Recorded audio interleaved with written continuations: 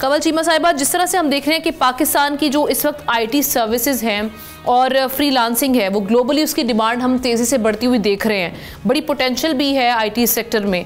तो अब ये जो नया वीज़ा लॉन्च हुआ और पाकिस्तान और चाइना का जिस तरह का रिलेशनशिप है वो पूरी दुनिया के सामने है, हमारी जो फ्रेंडशिप है, तो उसको देखते हुए पाकिस्तानियों के लिए, जो पाकिस्तानी आईटी प्रोफेशनल्स हैं, उनके लिए किस हद तक अपॉर्चुनिटीज़ हैं? चाइना इस वक्त आईटी की फील्ड में बहुत आगे निकल रहा है और इनफैक्ट उन्होंने अपने चाइना में बैन कर दिया है कि वो एनवीडिया की चिप्स भी अब नहीं ले रहे, जो कि कहा जाता था कि सिर्फ एनवीडिया ही की चिप्स हैं जो कि एआई का बिल्डिंग ब्लॉक है।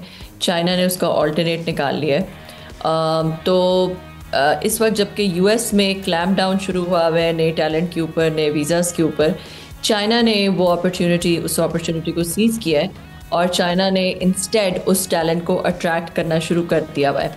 तो आई थिंक ये चाइना ने तो बहुत एक पावर मूव किया है और बहुत अच्छा एक मूव किया है कि पहले ही चाइना आईटी की फील्ड में, टेक्नोलॉजी की फील्ड में बहुत तेज़ी से बहुत आगे निकल रहा है और भी जगहों पे भी हम देख रहे हैं कि China is emerging as a new super power.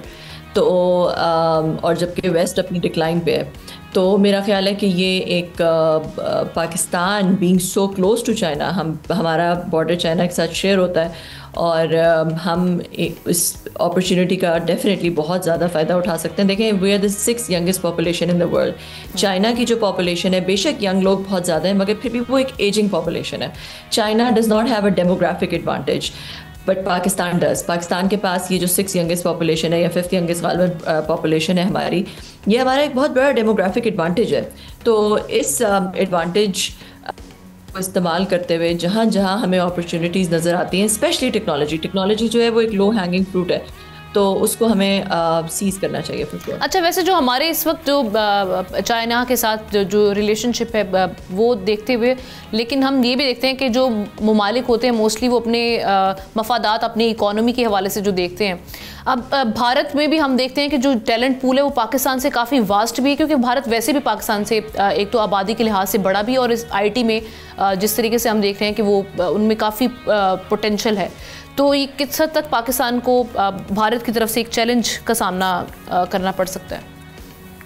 देखिए, भारत के साथ तो भी हमारा कोई कंपैरिजन है ही नहीं। भारत हमसे इस वक्त बहुत आगे है। ये कहना कि भारत के साथ इस तरह से कंपैरिजन स्पेशली आईटी की फील्ड में थोड़ा सा नाइव होगा, क्योंकि भारत में बहरहाल जो कि दुनिया की बड़ी बड़ी टेक कंपनीज़ हैं, उनके हेड ऑफिस भारत में है, या एटलीस्ट उनका सेकंड हेड ऑफिस भारत में है। तो भारत हमसे बहुत आगे है। भारत की जो आईटी एक्सपोर्ट है $300 बिलियन से ज़ायद की, और हमारी तकरीबन $3-4 बिलियन पे, तो हमारा उनके साथ कंपैरिजन नहीं है। But do you think China इस सिलसिले में पाकिस्तान को थोड़ा लेवरेज देगा? देखिए, हर मुल्क ने चाइना को पाकिस्तान से कोई मोहब्बत नहीं है।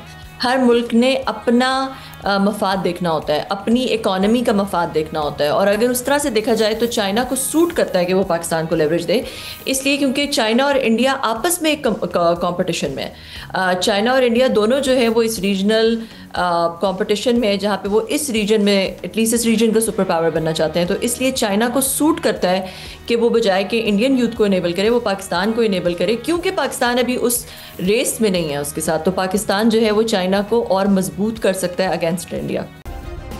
सब्सक्राइब करें और बेल दबाएं ताकि कोई खबर रह न जाए।